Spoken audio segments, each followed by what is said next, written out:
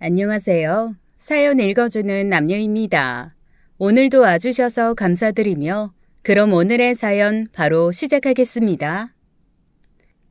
저는 시댁 시집살이를 시어머니가 아니라 바로 위 세 형님들 덕에 하고 있어요. 저희 시댁이 조금 집안이 괜찮습니다. 막내인 제 남편만 조금 다른 삶을 살고 있고 나머지 시아주버님 세 분은 의사, 변호사, 교수 직업을 가지고 있어요. 당연히 형님들도 아주 쟁쟁합니다. 대학교 때 어학연수 보통은 영어권으로 한 군데만 다녀오잖아요. 그런데 형님 중에 둘째 형님은 미국에서 2년, 중국에서 2년 연수뿐 아니라 아예 학위를 받아오기도 했습니다. 나머지 형님 두 분도 각각 어학연수랑 교환학생으로 외국 생활을 하신 분들이에요. 그러다 보니 명절 때 한 번씩 모이면 대체 이게 가족 모임에 온 건지 무슨 학술대회에 온 건지 알도리가 없어요. 그런데 저희 형님 세 분 다 전업주부시거든요. 남편들이 잘 나가니 집에서 아이 키워 국익에 이바지하는 게 훨씬 더 좋은 일이라며 결혼하자마자 다 일을 그만두셨습니다. 그런데 저는 일을 좋아하기도 하고 집에만 있으면 어쩐지 여기저기 아픈 것 같기도 해서 결혼하고 일을 그만두지 않았는데 참 이상하죠? 오히려 다른 사람들은 일하는 저를 부러워하는데 오직 저희 형님 셋만 일하는 저를 안쓰럽게 여깁니다. 명절에 한 번씩 가면 형님들이 저를 몹시 깔보면서 이렇게 말씀하시곤 해요. 서방님이 조금 더 잘 버셔야 동서도 숨 좀 돌리고 살 텐데 언제까지 그렇게 아등바등 살겠어. 아유. 네? 저 지금도 충분해요, 형님. 아유, 형님. 동서가 워낙 경험이 모자라서 지금보다 더 좋은 게 어떤 건지 몰라서 저럴 거예요. 하긴 고기도 먹어본 놈이 먹고 스테이크도 썰어본 놈이 썬다고 그런 걸 해봤어야 좋은 건 줄 알고 목매고 달려들지. 안 해봤으면 몰라. 맞아요, 맞아요. 맨날 밥에 물 말아 먹던 사람이 앞에 뷔페 차려주면 물색 없이 김밥 떡볶이 갖다 먹는다잖아요. 비싼 요리 다 두고. 그러게. 혹시 동서도 뷔페 가서 김밥이랑 떡볶이 먹어? 그냥 먹고 싶으면 먹어요. 아우, 저거 봐. 동서, 내가 가르쳐 줄게. 뷔페 가서는 김밥, 떡볶이, 잡채 이런 거 먹는 거 아니야. 무조건 해산물이랑 고기를 먹어야지. 그것도 비싼 양고기, 소갈비 이런 거. 어머, 형님. 형님은 뷔페 완전 가성비 있게 드시고 오시겠어요. 그럼 나는 또 그런 데서는 돈 허투루 안 쓰지. 그렇게 저를 비난하거나 놀리면서 시작한 얘기는 하하호호 각자 자기들 자랑으로 끝나곤 했습니다. 어이없는 건 일한다고 안쓰럽게 여기면서 제가 무슨 일 하는지는 한 번도 묻지 않아요. 즉 관심이 있거나 정말 걱정이 돼서 그러는 게 아니라 그냥 무시하고 놀리고 싶어서 한마디씩 보태는 거죠. 시아주버님들도 똑같습니다.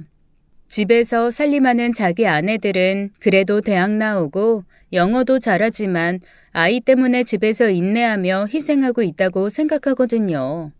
제가 볼 때는 별로 하는 일도 없이 아이는 유치원과 학원에서 가르치고 도우미 아주머니가 입히고 먹이는 것 같은데 그렇게 먹이며 살더라고요. 그러면서 시아주버님들은 일하면서 아이 키우는 저를 뭔가 삶이 고되게 억척스럽게 사는 사람 취급을 합니다. 괜시리 막내 동생인 제 남편에게 네가 더 잘해야 재수 씨가 고생 안 한다는 둥, 너도 공부를 좀 했으면 지금보다는 나았을 거라는 둥 쓸데없는 소리를 해서 사람을 피곤하게 만드시더라고요.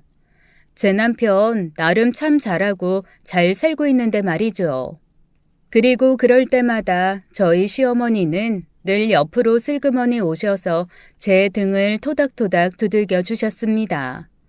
그리고는 슬쩍 눈을 한쪽 윙크하듯이 끔뻑하시면서 마치 쟤네들하고 더 이상 얘기 섞다가 속상하지 말라는 듯 그렇게 저를 위로하곤 하셨죠. 남편한테도 등 몇 번 두들겨주면서 쓰다듬어 주시는 게 위로의 전부입니다. 시어머니 말 많으신 분이 아니거든요.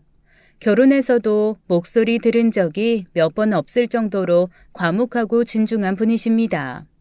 대신 한번 말씀을 하실 때마다 굉장히 깊이 있고 들을 법한 말씀만 하세요. 나머지 형들은 수다스러운 저희 시아버지를 닮았는데 딱 저희 남편만 과묵한 저희 시어머니를 닮았어요. 저희 시아버지는 아주 잘생긴 한량이라고 해야 하나요? 워낙 물려받은 재산이 많으셔서 그 재산 까먹지 않는 것만 해도 용하신 그런 분입니다. 그래도 사업적인 수완은 있으셔서 그런지 집에서 물려받은 재산도 꽤 잘 지키셨고 사업도 잘하셔서 저희 시댁의 재산은 좀 있는 편이에요. 그러니까 아들 셋을 다 그렇게 잘 키우시고 저희 남편한테도 사업 시작할 때 돈 조금 대주실 수 있었던 거겠죠. 물론 남편 성격이 묵뚝뚝하고 칼 같아서 아버님한테 초반에 빌렸던 사업 자금, 사업이 안정화된 다음에 이자까지 쳐서 돌려드렸습니다. 오히려 돈 돌려준다고 했을 때 아버님이 당황하시더라고요. 당신 생각에는 재산 미리 물려준다 생각하고 받을 생각 없이 투자하신 건데 남편이 굳이 갚겠다고 달려드니 뭐 이런 놈이 있나 싶으셨던 모양입니다. 사실 위로 의사, 교수, 변호사인 시아주버님들 아버님에게 이래저래 뜯어간 게 많거든요. 의사 시아주버님은 개원하겠다고 돈 가져다 쓰고 몇 달 만에 망해서 다시 남의 병원 페이닥터로 들어가면서 입 싹 닦았고 변호사 아주버님도 개업한다고 꽤 돈을 가져간 걸로 알고 있습니다. 교수 아주버님은 다른 형제들처럼 사무실을 내기는 애매하니 집 살 때 자기가 할 수 있는 것보다 무리스러운 걸 골라놓고 모자란 돈 아버님에게 받아갔거든요. 다들 쉬쉬하지만 저랑 남편이 바보가 아닌 이상 모르지는 않죠. 그래서 아마 남편이 사업을 하겠다고 했을 때 아버님이 돈을 묻지도 따지지도 않고 내미셨던 거였을 거예요.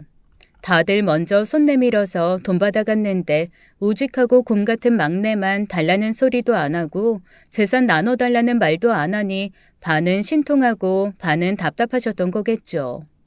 그런데 그나마도 갚겠다고 하니 시아버님으로서는 황당하실 만도 했습니다. 그때 제가 남편한테 한번 물어본 적이 있거든요. 여보, 그런데 부모님이 자금으로 그렇게 주신 거 굳이 뭐하러 돌려드려? 그 정도 좀 받아도 되는 거 아니야? 그걸 내가 왜 받아? 내 돈 아닌데.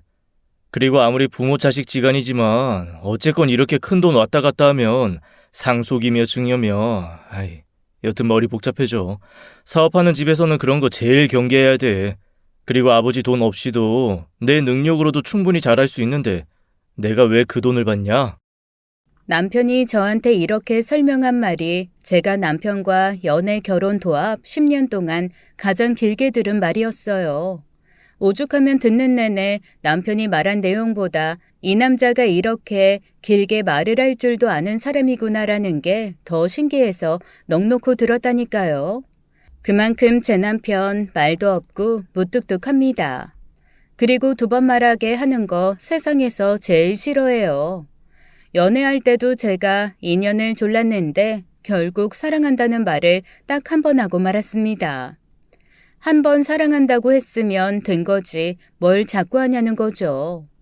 말이 땅에 떨어지면 그냥 그걸로 끝인 그런 사람입니다. 처음에는 좀 서운했죠. 여자들은 가끔 좀 튕기면서 좋으면서도 싫다고 하고 한번 토라지는 척하면서 괜히 어깃장도 놓고 하잖아요. 그런데 남편은 그런 게 일절 통하지 않습니다. 놀러 가서도 제가 뭔가 서운해서 나 안 가, 자기 혼자 가 그러면 정말 두 번 묻지도 않고 저를 두고 혼자 가버립니다. 입력 대비 출력이 정확한 사람이라고나 할까요? 그래서 정말로 놀이공원 앞까지 갔다가 저 두고 혼자 가버린 적이 있다니까요. 제가 그날 너무 속상하고 억울해서 혼자 악착같이 야간 개장 시간까지 발이 퉁퉁 붓도록 놀이공원에서 놀고 나왔는데 글쎄 거기 서 있더라고요.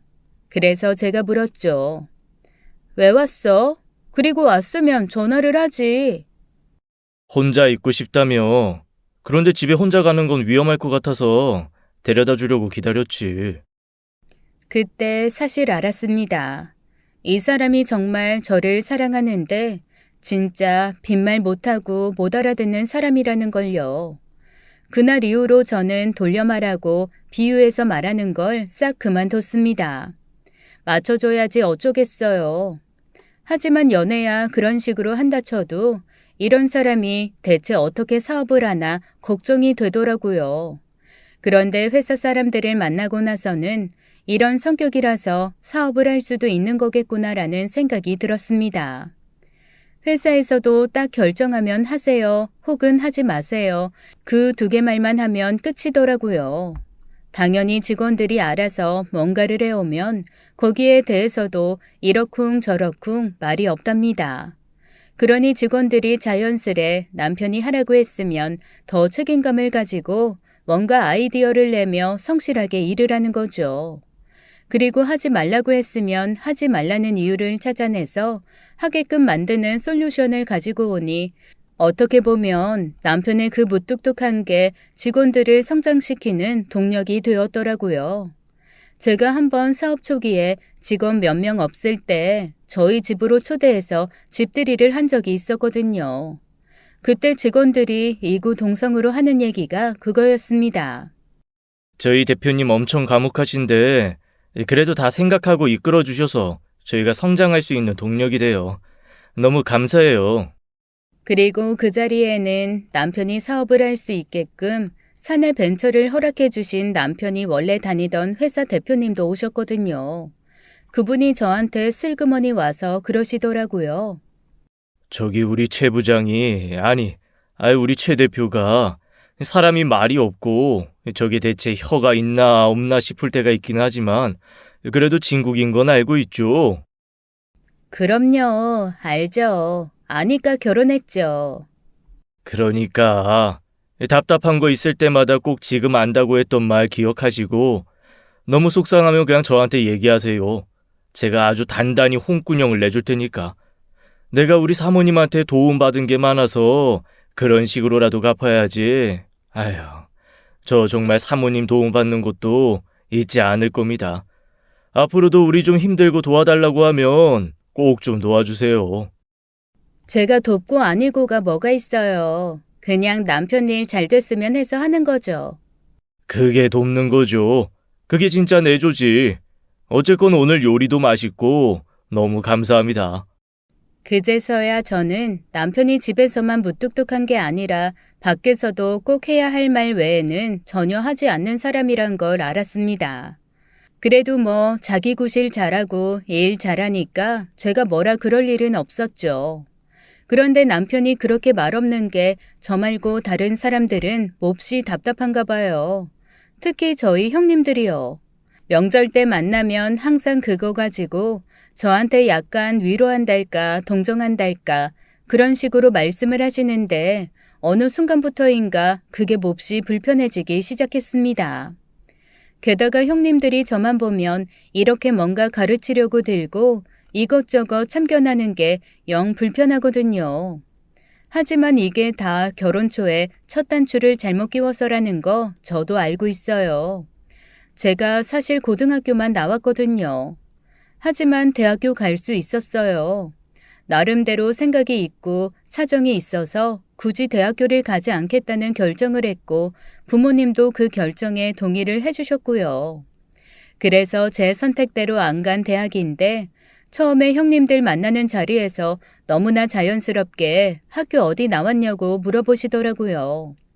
저는 사실 구구절절 설명할 생각으로 입을 딱 열었는데 제 남편이 딱 한마디 하더라고요. 고등학교 나왔어요. 뭐라고요? 고등학교 나왔다고요? 아니, 그럼 고졸? 그때 서로 주고받는 형님들의 눈빛을 보고 뭔가 부연 설명을 하지 않으면 앞으로 몹시 피곤하겠다는 생각이 들었는데 제 남편 이미 줄 정보는 다 줬다는 듯이 더 이상 묻지 말라는 듯한 표정을 하고 가만히 형님들을 쳐다보고 있더라고요. 형님들도 더 이상 물어보는 건 뭔가 실례라고 생각을 했는지 그 자리에서 묻지 않고 이후에 말끝마다 뒤끝있는 사람들처럼 한마디씩 붙였습니다. 그래도 대학 생활을 해봤어야 이런 것도 경험했을 텐데 외국도 좀 나갔다 오고 그래야 사람이 견문이 넓어지는 건데 등등 계속 말끝마다 대학 때 하면서 저를 엄청 동정하시더라고요. 그리고 제가 좀 기분이 안 좋았던 건 제가 대학을 안 간 거를 저희 부모님이 저를 약간 방치하고 내버려 뒀기 때문이라는 식으로 얘기를 하는 거예요. 제가 결혼하고 1년 뒤에 아이를 가졌거든요. 그런데 보통은 임신 축하한다라고 하잖아요. 근데 저희 형님들 돌아가면서 친정에서 절 키운 것처럼 너무 방임주의로 키우지 말라는 말을 하는 거 있죠. 그런데 저는 솔직히 말하면 제가 자랄 때 한 번도 부모님이 공부하라는 말 하신 적이 없거든요. 그냥 너무나 자유롭게 자랐습니다. 예컨대 이런 식이었어요. 동화책을 읽다가 제가 아빠에게 한번 이런 질문을 한 적이 있습니다. 아빠, 그런데 사자는 정말로 이렇게 커요? 왜냐하면 그 동화책에 사자와 토끼가 그려져 있는데 토끼는 아주 작게 그려져 있고 사자는 엄청 크게 그려져 있었거든요. 어린 저로서는 동물이 그렇게 크기가 다르다는 게 몹시 궁금했었던 거죠. 그랬더니 저희 아빠 출근 준비를 하시다 말고 갑자기 어디론가 전화해서 막 무슨 얘기를 하시더니 옷을 갈아입으시는 거예요. 청바지에 편안한 티셔츠 차림으로 옷을 갈아입은 아빠가 저한테 이렇게 말씀하셨습니다. 가서 확인해 볼까? 지금? 그럼 궁금한 게 생기면 당장 확인해야지. 그렇게 아빠는 회사에 그날 휴가를 내고 저를 데리고 동물원을 가셨습니다. 당연히 엄마도 따라가셨죠. 이미 아빠의 그런 성격에 익숙하신 저희 엄마는 이렇게 호응하시더라고요. 갑자기 동물원 가니까 너무 기분 좋네. 우리 딸이랑 오늘 하루 동물 엄청 많이 공부하고 와야겠다. 대신 갔다 와서는 그 동물들에 대한 이야기로 우리 재미있는 동화를 한번 가서 만들어 와보자. 동화 작가였던 저희 엄마는 그렇게 한 번씩 저랑 나들이를 갈 때마다 우리 둘만의 동화를 만들어서 오는 걸 나름의 미션으로 제안하곤 하셨습니다. 그렇게 그날 저는 정말로 사자가 엄청 큰 동물이라는 것도 배웠고 엄마와 함께 사자에 대한 동화도 한 편 쓰고 코끼리에 대한 동화도 한 편 쓰고 곰에 대한 동화까지 완성을 했어요. 그리고 몇 년 동안 그날 본 동물을 그리고 글로 쓰면서 저도 모르게 자연스레 동물 박사가 되었거든요. 매사가 그런 식이었어요. 분수를 배울 때는 아빠가 피자를 사서 조각을 나눈 후 개념을 알려주곤 하셨습니다. 학교에서 운동에너지, 전기에너지를 배울 때는 전선과 쿠킹오일로 온갖 실험 도구를 만들어서 직접 깨달을 수 있게 해주셨고요. 학교에서 배우는 것들이 단편적으로 평평한 것이었다면 늘 집에서는 입체적이고 경험적인 것들을 배웠습니다. 절대 저희 부모님이 저를 방치하신 것이 아니라는 거죠. 즉흥적으로 보일 수 있지만 저는 그런 엄마 아빠의 즉흥성으로 인해 더 많은 것을 배웠다고 자부할 수 있습니다.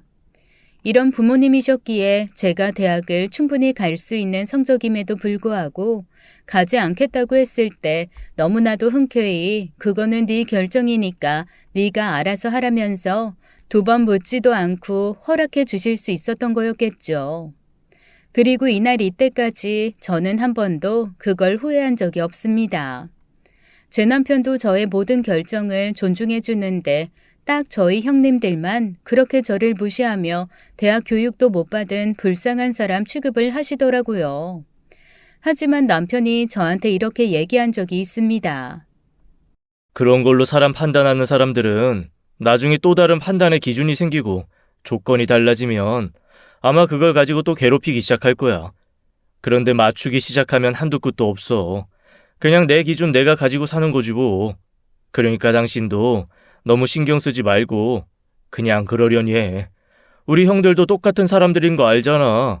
부부는 일심동체고 유유상종이라는 말처럼 다 정말 똑같은 사람들이니까. 남편이 이렇게 말하는 데는 다 이유가 있습니다. 정말 그 집 형제 중에 남편만 살짝 돌연변이 같고 나머지는 다 비슷비슷해요. 남들 시선이 중요하고 보여지는 것이 중요한 그런 사람들이죠. 제가 첫 결혼기념일 때 남편이랑 노숙자 쉼터 봉사를 갔었거든요. 그런데 저희가 갔던 이유는 아주 간단했어요. 남편이 회사에서 한 번 그 본사를 다녀온 후에 한 번 더 가고 싶다라는 의견을 줬고 저는 그럼 우리도 나름 의미 있는 날에 한 번 가보자라는 의견을 다시 남편에게 전달했거든요. 그렇게 정해진 날이 저희의 결혼 기념일이었을 뿐이었습니다. 그런데 저희가 결혼 기념일 때 노숙자 쉼터에서 봉사를 했다고 하니까 형님들 반응이 정말 의외더라고요. 둘째 형님은 뭔가 깨달았다는 듯 이러셨습니다. 어머, 그거야말로 노블리스 오블리제인데? 나중에 우리도 한번 하고 사진 좀 찍어야겠다. 그런데 희한하네. 동서가 어떻게 그런 생각을 했대? 서방님이 하신 건가? 그럴 사람이 아닌데. 그 순간 제가 뭘 들은 건가 싶더라고요. 아니, 봉사가 사진 찍으려고 하는 건 아니잖아요. 그런데 형님 중에 하나가 또 저한테 그러시는 겁니다. 아니, 동선에는 딱히 그런 봉사가 사회적으로 필요한 사람들도 아닌데 굳이 왜 그런 데 가서 그런 고생을 했어? 아, 혹시 SNS 같은 거 열심히 하나? 사진 필요했어? 그 순간 제가 대체 이걸 무슨 소리를 듣고 있는 건가 싶더라고요. 아니, 봉사가 무슨 보여주기식 행사도 아니고 그런 식으로 말씀을 하신다는 것 자체가 저는 조금도 이해가 되지 않았습니다. 그래서 남편을 한번 흘끗 봤는데 남편이 미간을 찡그리고 그냥 고개를 쓱쓱 젓더라고요. 그 말인즉슨 말 섞지 말고 그냥 가만히 있으라는 소리거든요. 남편이 굳이 얘기하지 않는데 제가 뭐라고 말할 수 있나 싶어서 그냥 웃고 말았습니다. 그 외에는 그런 일이 여러 번 있었어요. 그런데 정말 저는 솔직히 말하면 시간이 지나서 그래도 제가 어떤 사람인지 알고 저의 진심, 저의 캐릭터를 좀 알면 형님들이 그래도 저를 대하는 태도가 좀 바뀌지 않을까라는 기대를 하기도 했습니다.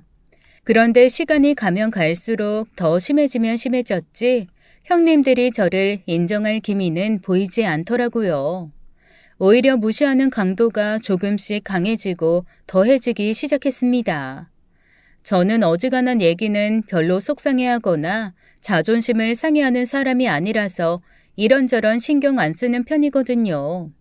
그런데 딱 한 번 정말 너무너무 속상했던 일이 있었습니다.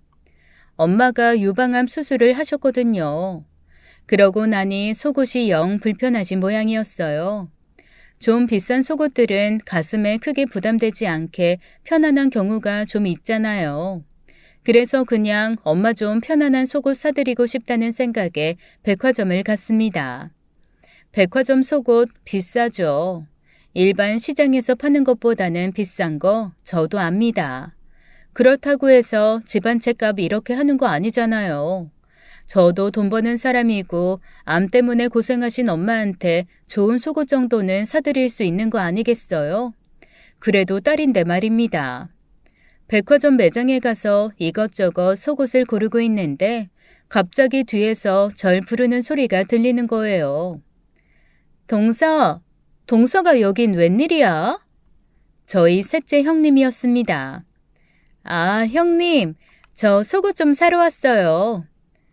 아, 이 브랜드로? 동서가 이 브랜드를 알아? 그 말에서부터 이미 좀 쎄한 기운이 느껴졌습니다. 그냥 속옷 브랜드잖아요. 아니, 여기 꽤 비싼데?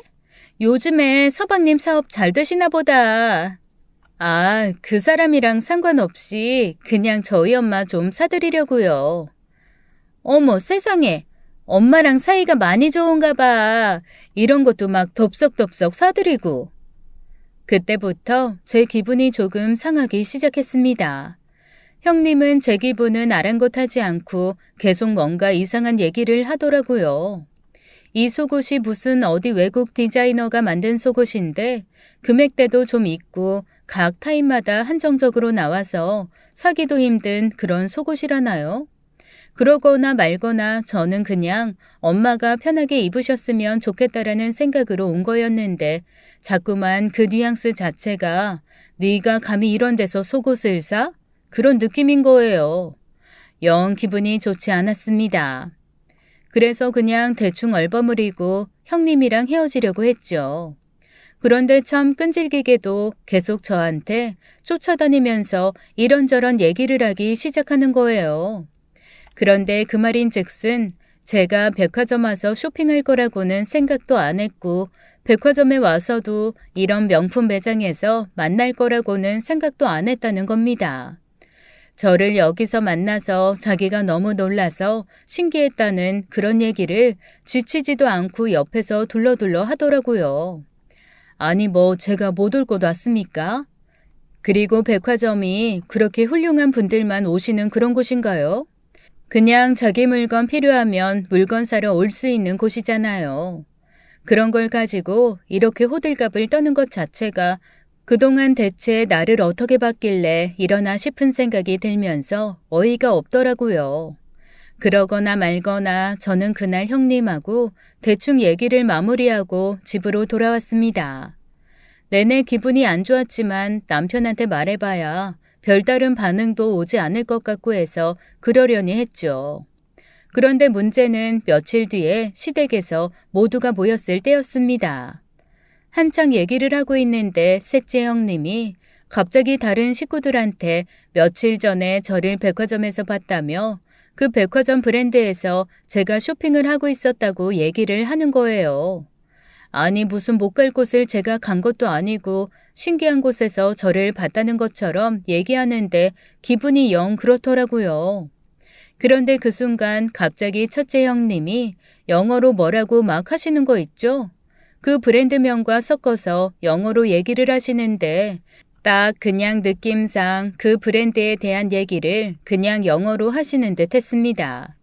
그랬더니 셋째 형님이 너무나 화사하게 웃으면서 또 영어로 막 대답을 하더라고요.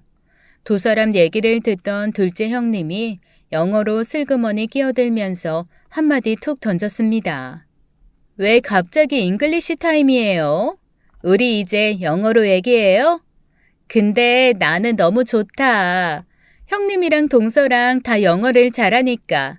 나 안 그래도 영어 쓸 데가 없어가지고 어학연수 갔다 온 거 말짱 황될까봐 조금 불안했거든요. 더 늦기 전에 어디 회화 수업이라도 들어야 하나 했는데 앞으로 형님, 동서랑 영어로 얘기하면 되겠다. 완전히 회화 연습되고 너무 좋은데요? 그래? 그럼 앞으로 우리 기회 될 때마다 영어로 얘기 좀 하지 뭐. 그렇게 시작된 셋의 영어 타임은 이후로도 종종 계속되었습니다. 저야 뭐 그러거나 말거나 별 신경 쓰지 않고 너희들은 떠들어라 나는 그냥 내 갈 길 가련다 하고 살았죠. 늘 그런 저에게 와서 어깨를 두들기며 눈빛을 보내주는 건 저희 시어머니 뿐이셨고요. 시어머니는 형님들 얘기에 별로 흔들리지 않는 분이셨거든요. 그래서 아마 며느리들이 이렇게 많아도 서로 싸우지 않고 잘 지낼 수 있는 것일지도 모릅니다. 그 누구의 말에도 일희일비하거나 흔들리지 않고 늘 공정하게 하시는 분이니까요. 아마 형님들은 그래서 시어머니가 좀 불만이기는 했을 겁니다. 누구 하나 잘난 척을 해서 그 잘난 척을 받아주는 부모가 있어야 그 부모 앞에서 나 잘났네, 너 잘났네 하면서 뽐내고 뻐기는 맛이 있을 텐데 잘났던 못났던 다 내 새끼다 하고 품어주시는 분이니까요. 영 자기네들이 잘난 척을 할 구실이 나지 않는 거거든요. 저한테야 그런 시어머니가 공평하고 좋았지만 아마 다른 형님들은 시어머니가 그렇기 때문에 오히려 불편했을 수도 있어요. 형님들이 시어머니를 불편하게 생각했다는 거는 얼마 뒤에 밝혀지고 말았습니다. 바로 시아버지가 갑자기 돌아가신 사건 때문이었어요. 저희 시아버지 평소에 그래도 나름 건강하신 분이었는데 겨울에 한 번 넘어져서 다친 고관절이 회복이 채 되지 않으셨거든요.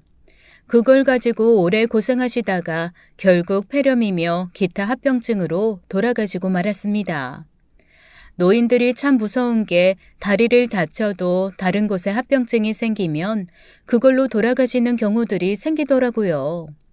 그렇게 황망하게 저희 시아버지를 보내고 저희 시어머니는 장례를 치르자마자 바로 쓰러져 버리고 마셨습니다. 어쨌든 여성스럽고 수다스러운 저희 시아버지와 과묵하고 말없지만 속정 깊은 저희 시어머니는 남녀가 좀 바뀐 것 같은 캐릭터긴 했어도 몹시 금슬이 좋으셨거든요. 저희 시아버지 밖에서 아무리 즐겁게 놀다가도 저희 시어머니가 좋아하는 음식이 보이면 그 자리 피하고 음식 싸들고 집으로 바로 달려오시던 그런 분이었습니다. 평생 서로가 첫사랑으로 알콩달콩 사시던 분께서 갑자기 세상을 떠나셨으니 저희 시어머니 얼마나 충격이 크셨겠어요. 그래서 시아버지 장례 치르고 돌아오자마자 바로 시어머니는 입원을 하고 말았습니다. 입원도 그냥 과로, 피로 이런 걸로 하신 게 아니라 이러다가 혹시 줄초상 치르는 거 아니야라는 걱정이 들 정도로 꽝꽝 앓기 시작하셨어요. 열도 엄청나게 나고 헛소리도 하시고 2번 정도 정신도 잃으셔서 저희 자식들은 아버지 보낸 지 얼마 되지 않아 시어머니 간병에 혼이 쏙 빠져나갈 지경이었습니다.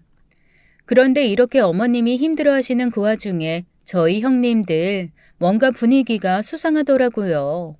저 눈치를 슬금슬금 보면서 자꾸만 셋이서 어디론가 나가 뭐라고 얘기를 나누는데 한 번은 제가 지나가면서 쓱 들었더니 재산 분할, 유산 이런 이야기를 하고 있는 겁니다.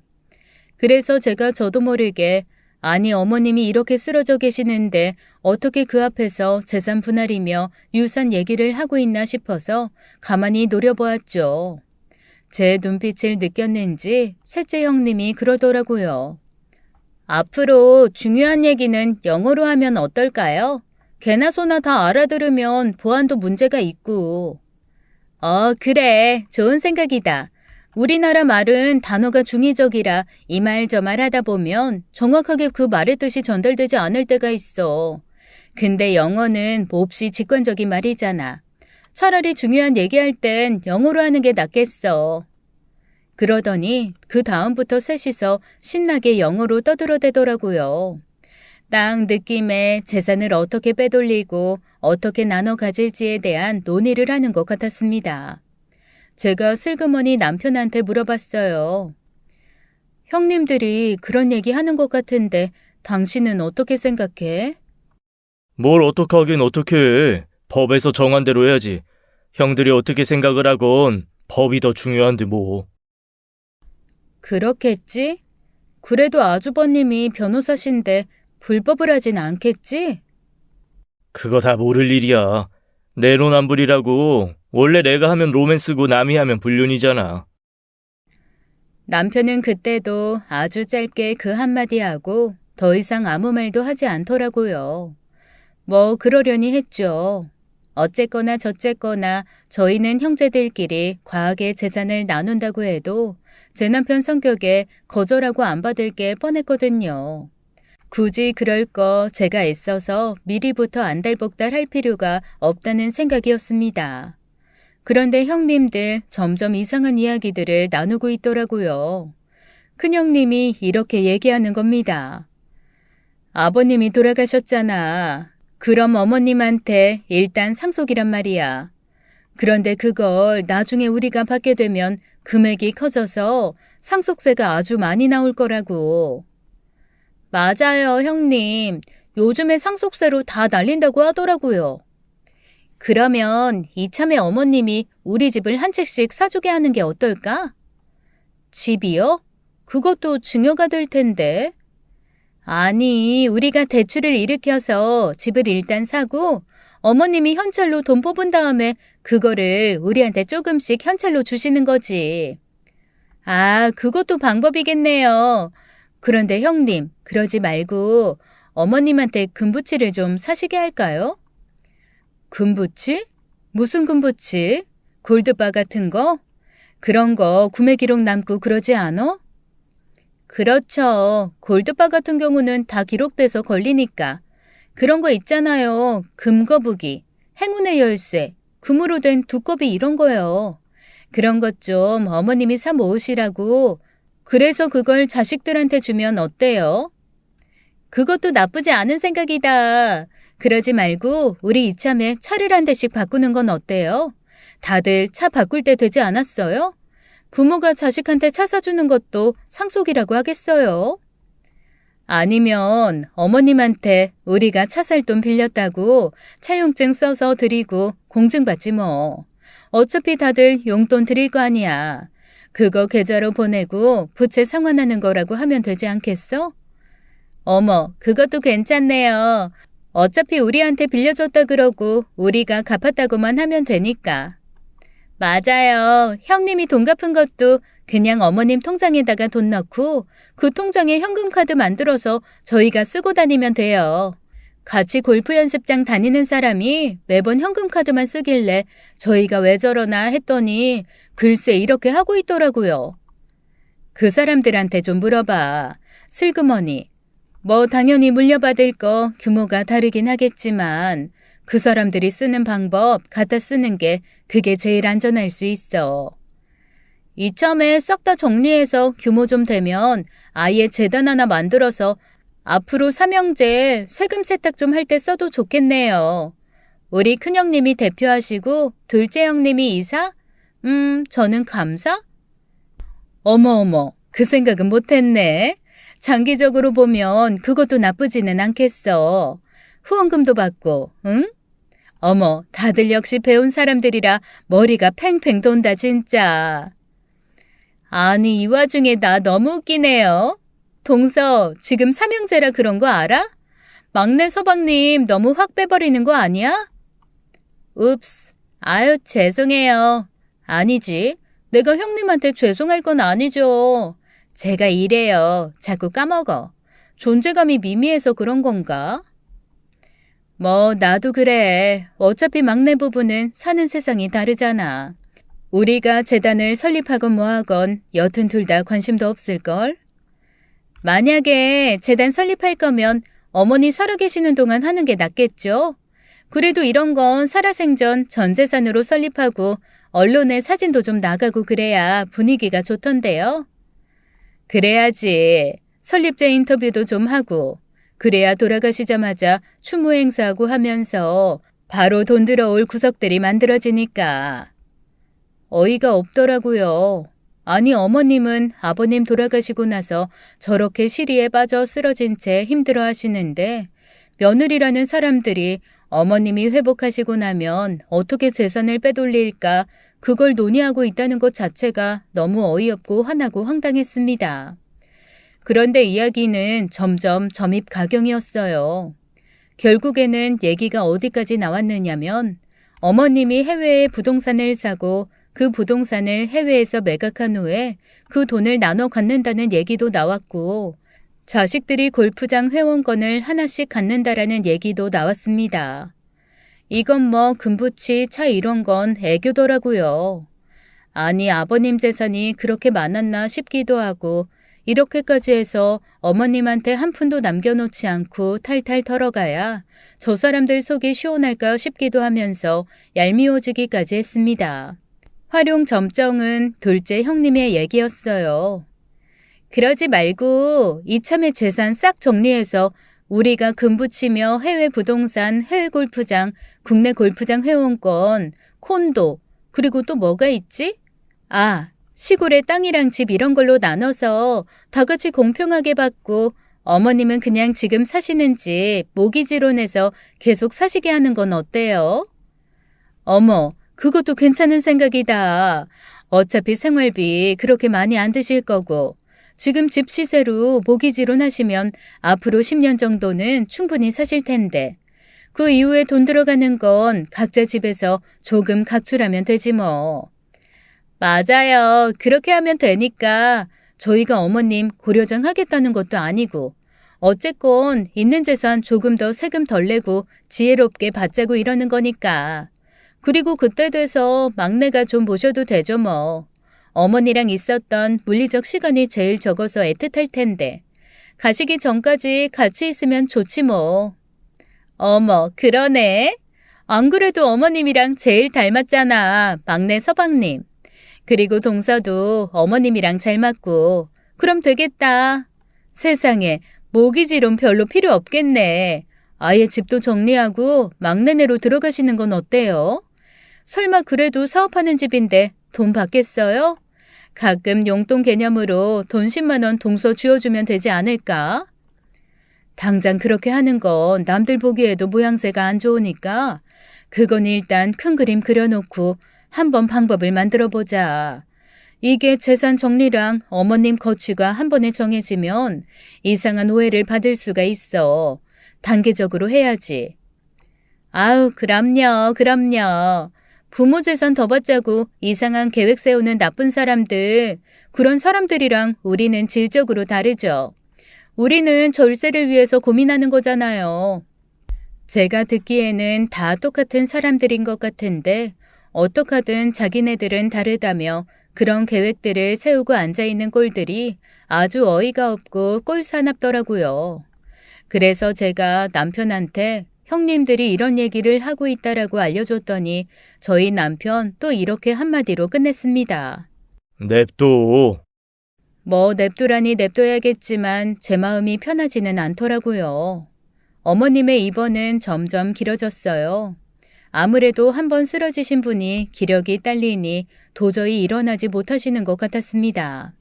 형님들은 처음에는 어머님 병원을 뻔질나게 드나들더니 장기적으로 길어지니 병원도 찾지 않기 시작하더라고요.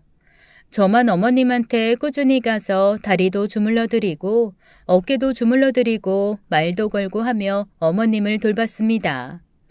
한 번씩 형님들이 올 때마다 빈말로 대충 공치사는 하더라고요. 동서가 수고하네. 회사도 다니고 일도 해야 되는데 이렇게 어머니까지 돌봐주니 우리가 참 동서 볼낯이 없다.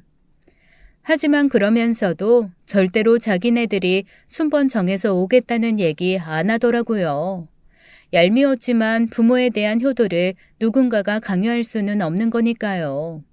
다만 저 사람들이 어머님 재산을 싹 빼갈 거란 생각을 하니까 그거 하나는 좀 부하가 치밀었습니다. 게다가 병원에 와서도 형님 셋이 영어로 계획을 세우는 건 계속되더라고요.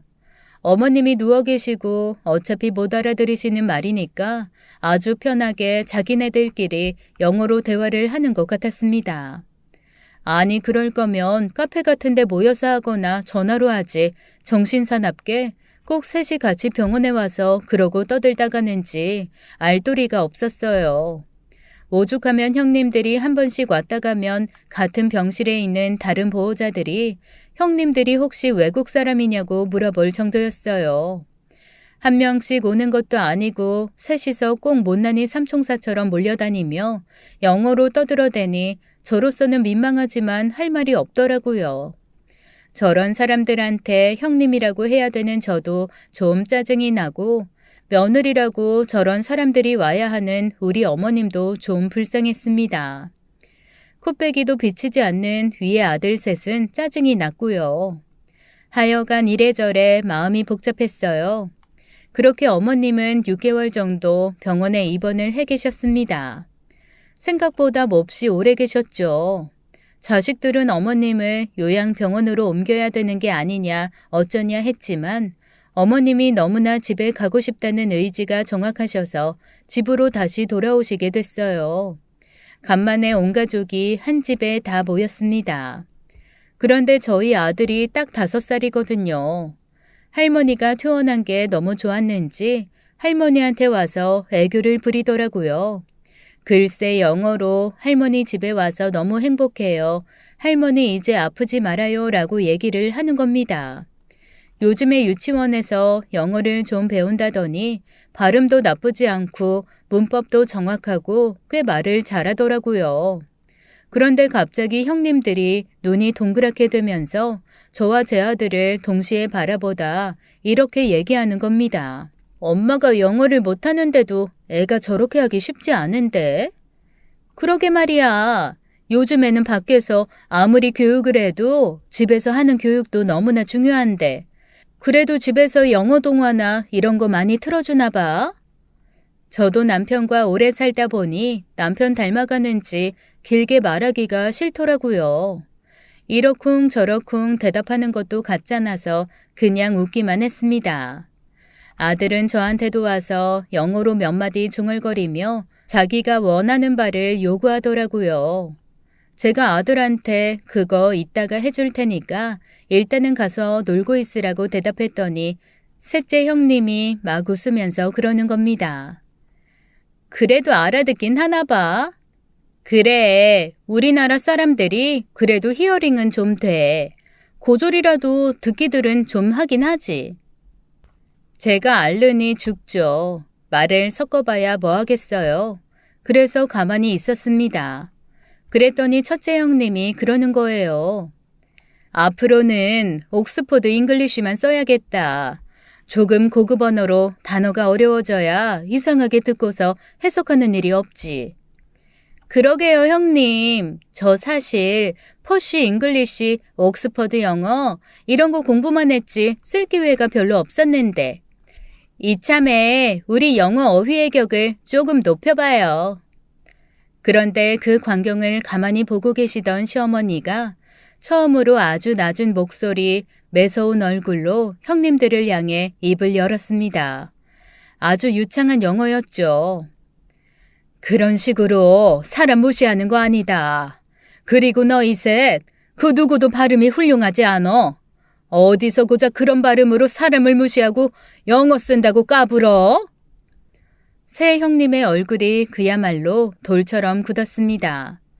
첫째 형님이 입을 뻐끔거리면서 간신히 물어보더라고요. 어머님, 영어 하세요?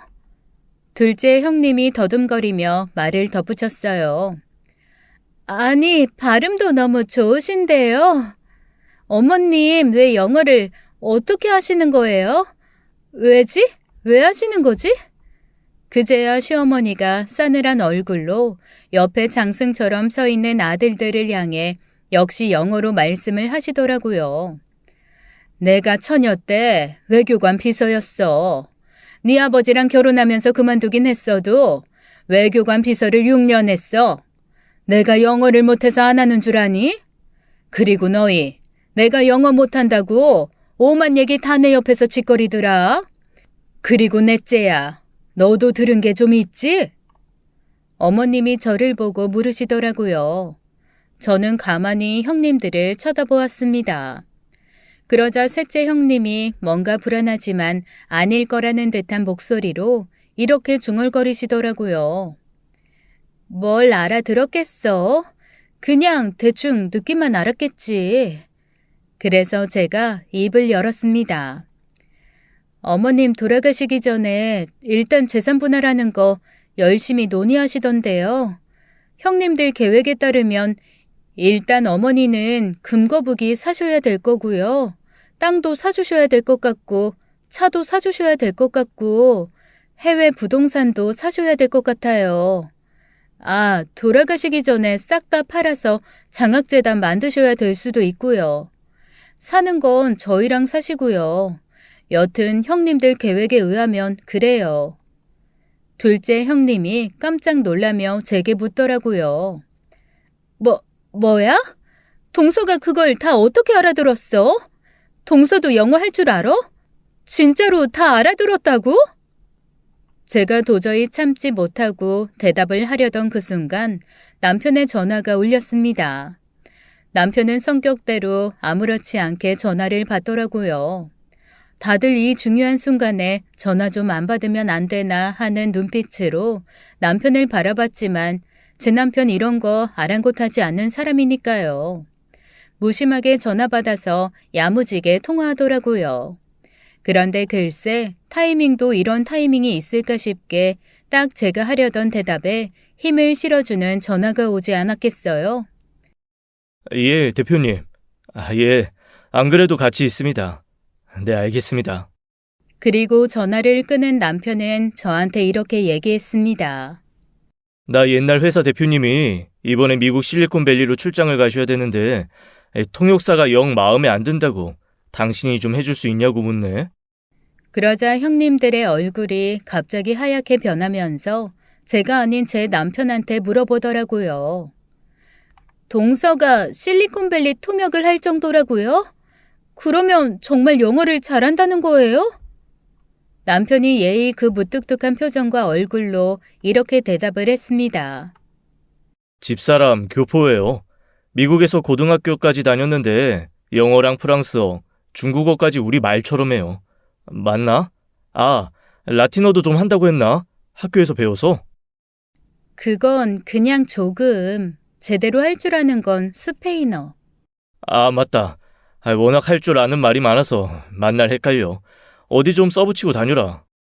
남편도 형수님들 행태에 뭔가 빈정이 단단히 상했는지 평소 안 하던 쉰소리를 다 해가면서 제가 여러 언어를 할 수 있다는 걸 강조하더라고요. 형님들은 물론 시아주버님들도 다들 벙찐 얼굴이었습니다. 뭐라고요? 아니, 우리는 고졸이라 그래서. 저 고등학교 조기 졸업하고 그냥 바로 취업했어요. 보통 다들 취업하려고 대학 가는데 저는 고등학교만 졸업해도 충분히 취업이 가능해서요. 아, 그리고 형님 쓰시는 중국어 그거 북경어 아닌 것 같던데 약간 성조가 이상하시더라고요. 중국인 앞에서는 안 쓰시는 게 나을 것 같아요. 아니면 제가 잘 아는 중국어 대학 교수님 있는데 개인과에 연결해 드릴까요? 발음 교정 한번 받아보실래요? 그제야 저한테 전혀 관심 없던 형님과 아주버님들이 저한테 직업을 물어보더라고요. 아니, 그냥 일반 회사 다니는 거 아니었어요? 재수 씨 무슨 일 하는데요? 저 AI 개발자예요. AI 개발자요? 아이, 그거 연봉 엄청 높지 않나? 할 줄 아는 사람 별로 없어서 부르는 게 몸값이라던데. 아이, 그러면 영어로 AI 개발한다고요? 네, 아무래도 팀을 꾸리면 대부분 외국인들이라 그냥 저희는 영어로 소통하는 게 훨씬 편해요. 뭐 굳이 한 회사에 있을 필요 없어서 국내 유명한 대기업들 AI 개발자 팀이랑 프리랜서로 같이 일해주고 있고요. 와, 아이, 그걸 어떻게 지금까지 말씀을 안 하셨지? 굳이 뭐 말할 필요 있나요? 무슨 일 하냐고 빈말이라도 물어본 적 없으시기도 하고. 아, 얼마 전에 AI 관련 특허 침해 건으로 소송 하나 들어온 거 있으시죠? 그 의뢰 회사가 이번에 제가 일하고 있는 그 회사예요. 용어 어려워서 고전하신다는 얘기는 들었어요. 혹시 도움 필요하시면 말씀해 주세요. 제가 고문료 저렴하게 받고 도와드릴게요. 그제야 아주버님과 형님들의 얼굴이 하얘지면서 저와 남편을 번갈아 보더라고요. 어머님이 말씀을 이어나가셨습니다. 네 시아버지 출장 다닐 때마다 내가 괜히 따라가는 줄 아니? 통역해주러 갔어. 그러다가 쟤를 만났다. 너무 탐나는 애라 내 막내 아들 소개시켜줬고 고맙게도 자기가 태어나서 자란 미국 땅 떠나서 한국으로 와주겠다고 하더구나. 그런데 그런 아이를 내 며느리 셋이 그렇게 무시하며 홀대를 하는데 애가 성격이 무난하니까 이런저런 얘기 안 하고 그냥 너희 무시 그대로 받고 살았던 거라는 거 모르겠니? 그제서야 형님들이 사색이 되며 저한테 슬금슬금 눈치를 보기 시작했습니다. 그리고는 따로 나가서 얘기를 좀 하자고 하더라고요. 그런데 저 한번 틀어지면 아닌 건 아닌 성격이거든요. 제가 어깨를 으쓱하며 형님들한테 아주 고급스러운 옥스포드 잉글리쉬로 다다다 쏘아붙였습니다. 얼굴을 보아하니 제 말을 반도 못 알아들은 것 같기는 했지만 어쨌건 요지는 이거였어요. 어머님 재산 그런 식으로 빼돌리려고 하는 거 굉장히 비합리적이고 비합법적인 일이에요. 어차피 어머니도 대충 알고는 계시지만 저는 지금까지 들었던 사실을 모두 어머님께 말씀드릴 거고요. 형님들은 앞으로 내 앞에서 영어를 쓰시던 말던 상관은 없지만 더 이상 그런 식의 뒤로 하는 작전은 안 짰으면 좋겠네요. 그런데 참 재밌게도 저희 시어머니는 제 말을 다 이해하고 알아들으셨는데 형님 세 분은 제가 빠르게 발음 굴려가며 말하니까 반도 못 알아듣더라고요. 그러거나 말거나 저는 할 말 다 하고 남편한테 쿨하게 영어로 얘기했습니다. Let's go!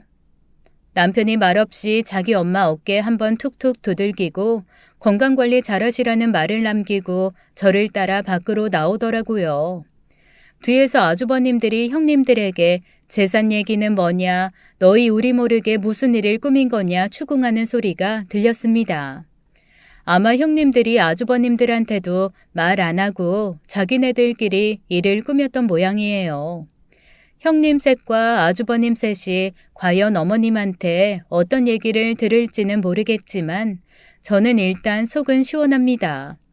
앞으로 형님들한테 아주 고급스러운 영어로 늘 대해드리려고요. 그리고 애타게 찾으며 부러워했던 거를 슬슬 제 아이에게 한번 해주려 합니다. 형님들이 늘 대화하면서 가장 부러워했던 게 가족 중에 미국이나 영국에 친척이 있어서 방학 때마다 아이를 보내는 거, 그거 정말 많이 부러워했거든요. 아이들이 편하고 안전하게 영어 환경에 노출되는 그런 게 최고라며 사돈의 팔촌이라도 있으면 보내고 싶다고 그랬는데 제 아이 친정으로 보내려고요. 저희 부모님이 워낙 자유방임주의자라 앉아서 공부를 하고 올 것 같지는 않지만 그래도 영어로 떠들며 신나게 놀다 오면 제 아이도 영어 능력자가 되지 않을까요?